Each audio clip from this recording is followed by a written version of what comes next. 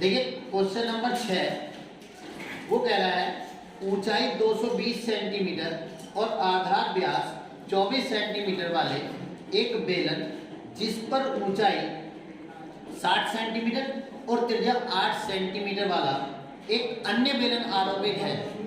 ठीक है, तो सबसे पहले देखिए हमारा एक 220 एक बेलन ये है कि 220 सेंटीमीटर ऊंचाई है, इसकी ऊंचाई 220 सेंटीमीटर है। ठीक, 220 सेंटीमीटर और इसका जो व्यास है वो 24 सेंटीमीटर का व्यास है, यानी ये जो व्यास है डायमीटर ये 24 सेंटीमीटर है, जिसके ऊपर 60 सेंटीमीटर ऊंचाई का एक अन्य बेलन आरोपित है। 60 सेंटीमीटर ऊंचाई का यानी कि 60 सेंटीमीटर। ठीक है, तो 60 सेंटीमीटर ऊंचाई का और त्रिज्या इसकी है 8, त्रिज्या है 8। तो अब हम लिखेंगे वो कह रहा है तो इस स्तंभ का द्रव्यमान ज्ञात कीजिए जबकि एक घन सेंटीमीटर लोहे का द्रव्यमान 8 ग्राम है। तो सबसे पहले लिखेंगे बड़े बेलन की ऊंचाई H1 बराबर 220 सेंटीमीटर, यानी कि बड़े बेलन की ऊंचाई H1 बराबर 220 सेंटीमीटर। दो बेलन है इसलिए हम इनमें H1 और H2 मानेंगे। ठीक है, और बड़े बेलन का व्यास बड़े बेलन का व्यास 2R1 बराबर 24 सेंटीमीटर। तो बड़े बेलन की त्रिज्या बड़े बेलन की त्रिज्या R1 बराबर 24/2 बराबर 12 सेंटीमीटर, क्योंकि 2 से 24 कटेगा 12 बार। तो अब हम लिखेंगे छोटे बेलन की ऊंचाई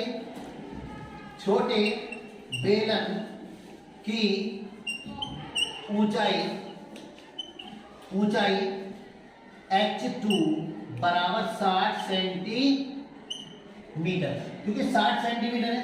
और छोटे बेलन की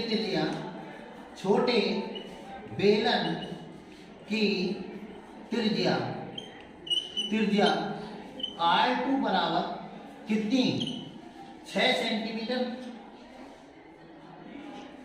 सॉरी 8 सेंटीमीटर है, 8 सेंटीमीटर है। तो वो कह रहा है इसका आयतन द्रव्यमान ज्ञात करना है। तो किसी भी ठोस का द्रव्यमान ज्ञात करने के लिए हम उसका पहले आयतन निकालेंगे। तो लिखेंगे बड़े बेलन का आयतन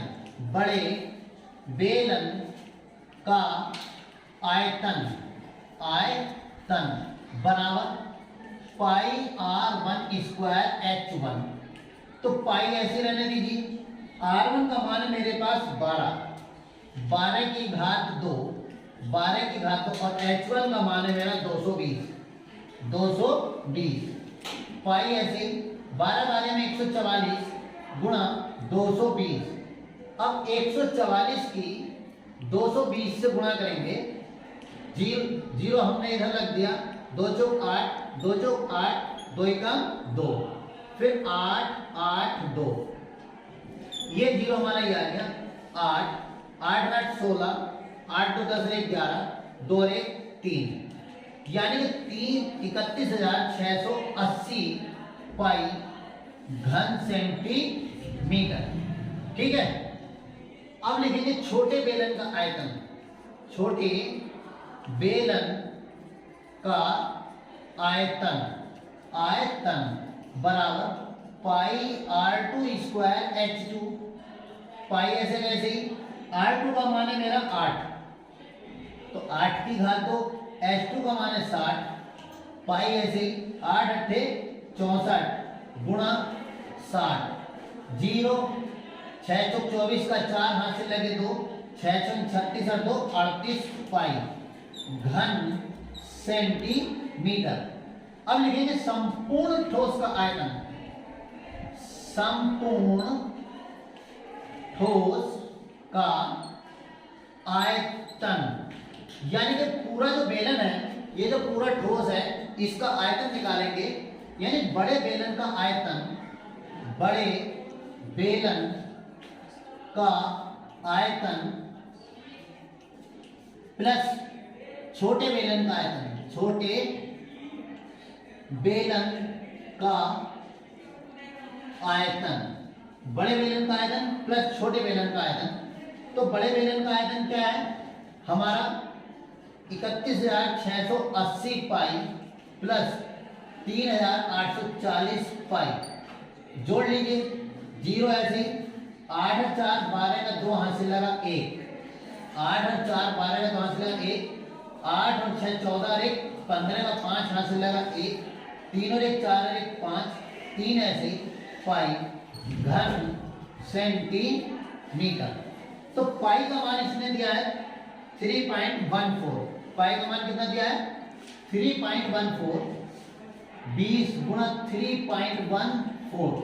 अब हम इसकी इससे गुणा करेंगे, क्या करेंगे इसकी गुणा, तो 35520 के 3.14 से गुणा करेंगे, 4 0 0, 4 दूनी 8, 4 पंजे 20, 4 पंजे 20 और 2 22, 4 तिया 12 और 2 14, 1 0 0, 1 दूनी 2, 1 पंजे 5, 1 पंजे 5, 1 तिया 3, 3 0 0, 3 दूनी 6, 3 पंजे 15, 3 पंजे 15 1 16, 3 कम 3 और 1 4, 0 8 2, 5 और 2 7 6 13 का 3 हाथ से लगा 1, 5 5 10 4 14 1 15 का 5 हाथ से लगा 1, 6 3 9 10 और 1 11, 4 और 1 5, दशमलव के इधर 2 अंक है, यहाँ हमने लगा दिया, यानी कि 55 वो 51 53 32.80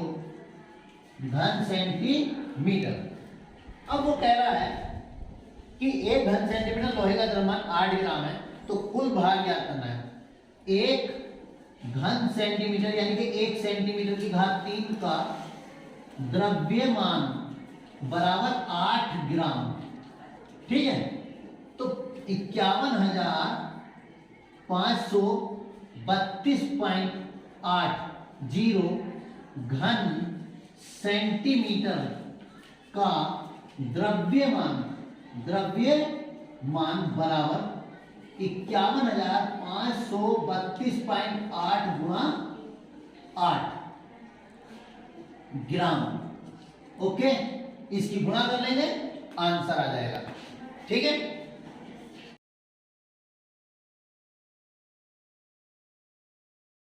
देखिए क्वेश्चन नंबर 7, एक ठोस में ऊंचाई 120 सेंटीमीटर और त्रिज्या 60 वाला एक शंकु सम्मिलित है जो 60 सेंटीमीटर त्रिज्या वाले एक अर्धगोले पर आरोपित है।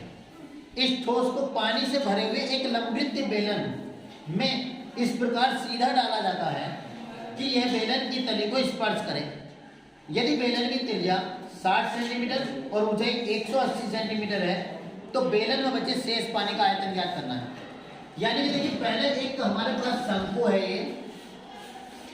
ये एक शंकु है हमारे पास। इस शंकु की जो ऊंचाई है वो 120 सेंटीमीटर है, 120 सेंटीमीटर, और इसकी जो त्रिज्या है वो 60 सेंटीमीटर है। इस पर 60 सेंटीमीटर त्रिज्या वाला एक अर्धगोला भी है, इस पर 60 सेंटीमीटर त्रिज्या वाला एक अर्धगोला है। इसको एक बेलन में इस प्रकार डाला, सीधा खड़ा डाला है, एक बेलन में सीधा खड़ा डाला है, ठीक है। तो बेलन की जो लंबाई है वो कितनी है 180 सेंटीमीटर, 180 सेंटीमीटर, और त्रिज्या इसकी भी 60 सेंटीमीटर है। तो वो कह रहा है कि बेलन में शेष बचे पानी का आयतन। तो सबसे पहले हम क्या काम करेंगे, बेलन का आयतन निकालेंगे, शंकु का आयतन निकालेंगे, और शंकु पर जो चिपका अर्धगोला है इसका आयतन निकालेंगे। फिर हम शंकु का आयतन और अर्धगोले के आयतन को जोड़ करके हम बेलन के आयतन में से दोनों का आयतन घटा देंगे, हमारा आंसर आ जाएगा। ठीक है, तो देखिए लिखेंगे शंकु की ऊंचाई h1 बराबर 120 सेंटीमीटर। तो शंकु की त्रिज्या r1 बराबर 60 सेंटीमीटर। अब लिखेंगे अर्धगोले की त्रिज्या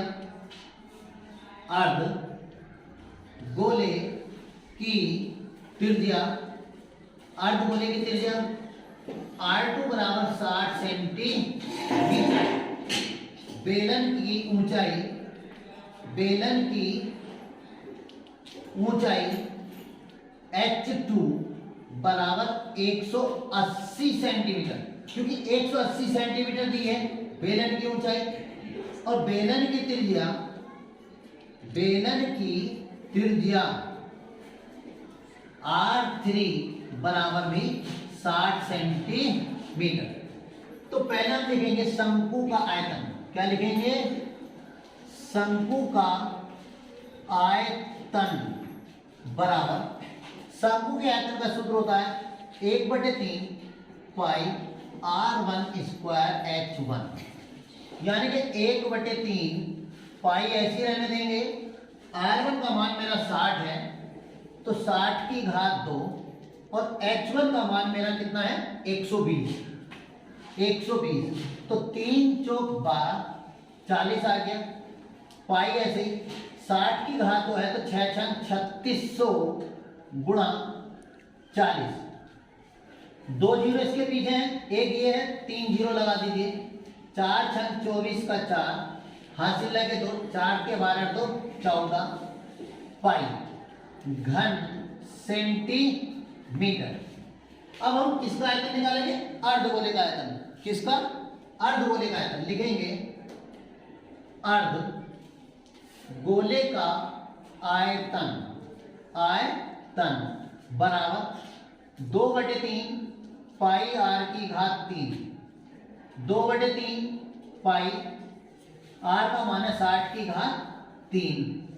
तो पाई r2 लगाएंगे, क्योंकि हमने अर्धगोले की त्रिज्या हमने r2 मानी है, तो इसलिए r2 लगाएंगे। तो 2/3 पाई 60 की घात 3 है, तो 60 गुणा 60, जिसकी जितनी घात होती है उसे उतनी बार लिखते हैं। 3 से 60 कर लिया, 3 दूनी 6, तो 2 छंग 12, 12 छंग 72, यानी कि 7200 गुणा 20।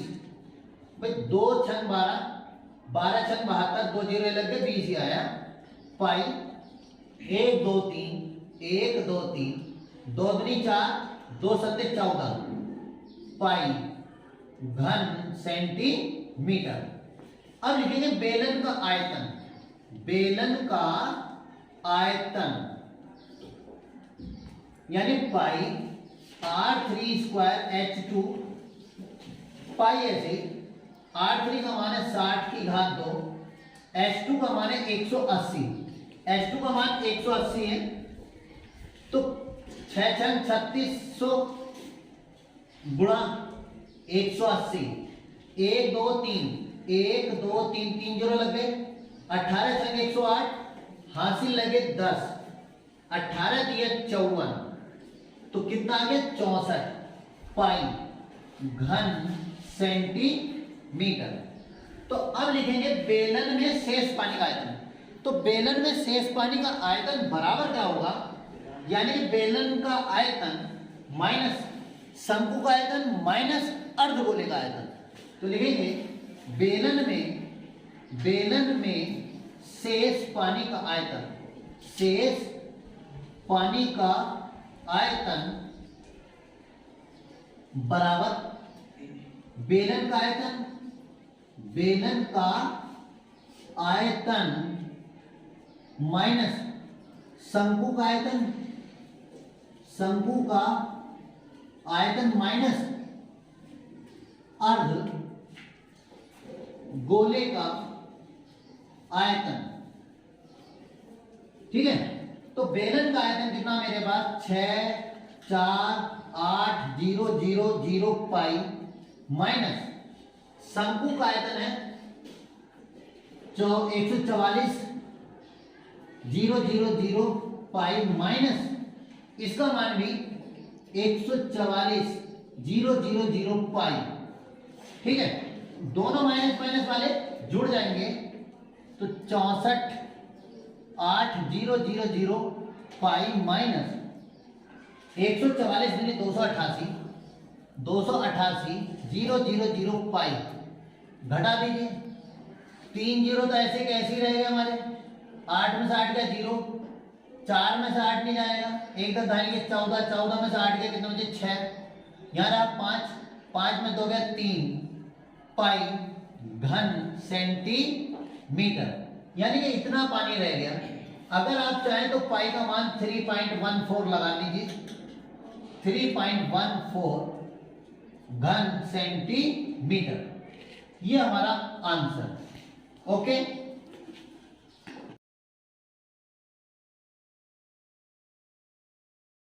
देखिए क्वेश्चन नंबर 8, एक गोलाकार कांच के बर्तन की एक बेलन के आकार की गर्दन है जिसकी लंबाई 8 सेंटीमीटर और व्यास 2 सेंटीमीटर है, जबकि गोलाकार भाग का व्यास 8.5 सेंटीमीटर।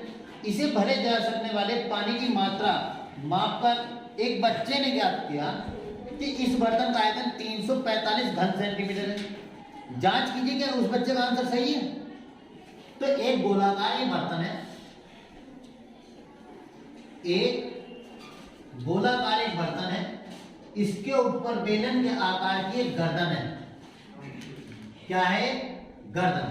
तो इसका जो व्यास है, गोलाकार भाग का जो व्यास है वो हमारा 8.5 सेंटीमीटर है और इसका जो व्यास है वो हमारा 2 सेंटीमीटर है और जो इसकी ऊंचाई है वो हमारी है 8 सेंटीमीटर। तो हम लिखेंगे, सबसे पहले लिखेंगे गोलाकार बर्तन, गोलाकार बर्तन का गोलाकार बर्तन का व्यास, गोलाकार बर्तन का व्यास 2r1 बराबर 8.5 सेंटीमीटर। तो गोलाकार बर्तन की त्रिज्या r1 बराबर 8.5/2 सेंटीमीटर, यानी कि हम इस बर्तन का आयतन निकालेंगे और इस बेलन का आयतन निकालेंगे, दोनों को जोड़ देंगे, तब हमें पता चलेगा कि बर्तन का कुल कितना आयतन है। ठीक है, अब लिखेंगे बेलनाकार भाग की ऊंचाई, बेलनाकार भाग की ऊंचाई h1 बराबर 8 सेंटीमीटर और बेलनाकार भाग का व्यास, बेलनाकार भाग का व्यास 2r2 बराबर 2 सेंटीमीटर। तो बेलनाकार भाग की त्रिज्या, बेलनाकार भाग की त्रिज्या r2 बराबर 2/2 सेंटीमीटर, 2 एकम 2, तो r2 बराबर 1 सेंटीमीटर। ठीक है, तो अब हम सबसे पहले लिखेंगे गोलाकार भाग का आयतन। पहले लिखे लेते हैं गोलाकार भाग का आयतन बराबर 4/3 पाई r की घात 3। तो इसका मान r1 माना था हमने, तो r1 लिखेंगे, तो 4/3 पाई ऐसे ही r1 का मान है 8.5/2 की घात 3। जब घात 3 है तो इसे 3 बार लिखेंगे, 8.5/2 गुणा 8.5/2 गुणा 8.5/2। इस 2 से 4 कट गया, 2 बार इस 2 से 2 कट गया। अब हमारे देखिए अब हमारा यहाँ बचा 8.5 गुणा 8.5 गुणा 8.5 अपॉन 3 दूनी 6 और ये मेरा पाई आ गया। तो 8.5 की हमने देखिए मल्टीप्लाई करी तो हमारा इतना आया 614.125 पाई बटे 6। ठीक है, अब हम इसे 6 से भाग करेंगे तो 6 का 6 उतारा 8 नहीं जाने का 0 लगाएंगे, उतारेंगे 4 6 दूनी 12 बचे 2 दशमलव लगाएंगे, उतारेंगे 1 6 3 18 बचा 3 उतारा 2 6 पंजे 30 उतार 2 उतारा 5 6 चौक 24 यानी कि 102.35 पाई घन सेंटीमीटर इतना आ गया। अब लिखेंगे बेलनाकार भाग का आयतन। बेलनाकार भाग का आयतन बराबर पाई r2 स्क्वायर h1। पाई ऐसे ही r2 का मान है मेरा 1 और h1 का मान है मेरा 8। ठीक, तो 8 पाई घन सेंटीमीटर। तो अब लिखेंगे बर्तन का आयतन। बर्तन का आयतन बराबर बेलनाकार भाग का आयतन, बेलना का भाग का आयतन, भाग का आयतन प्लस गोलाकार भाग का आयतन, गोलाकार भाग का आयतन। तो बेलनाकार भाग का आयतन है 8 पाई और गोलाकार भाग का आयतन है 102.35 पाई। ठीक है, तो 8 और 2 10 110.35 पाई, क्योंकि इसमें दशमलव लगा है इसमें दशमलव नहीं है तो हम 8 और 2 10। अब पाई का मान जो है हम 3.14 लगाएंगे। कितना लगाएंगे? 3.14। तो 110.35 की 3.14 से मल्टीप्लाई करेंगे। 5 4 पंजे 20 का 0 हासिल लगे 2 4 के 12 2 14 4 एकम 4 4 एकम 4। ठीक, 1 पंजे 5 1 3 1 0 0 1 एकम 1 1 एकम 1 3 पंजे 15 3 9 10 क्योंकि यहाँ 0 है तो 10 आ गया पूरा। 3 एकम 3 3 एकम 3 0 5 और 4 9 5 3 8 9 4 ऐसे 4 8 2 6 3 और 1 4 और ये 3 दशमलव के बाद 2 अंक है 2 इधर है 4 तो 1 2 3 4। तो हमारा ये आया 346.49 घन सेंटीमीटर। तो देखिए जबकि बच्चे का आयतन जो है 353 है और हमारा 346 है। यह आंसर हमारा सही है, बच्चे का आंसर गलत है। ओके।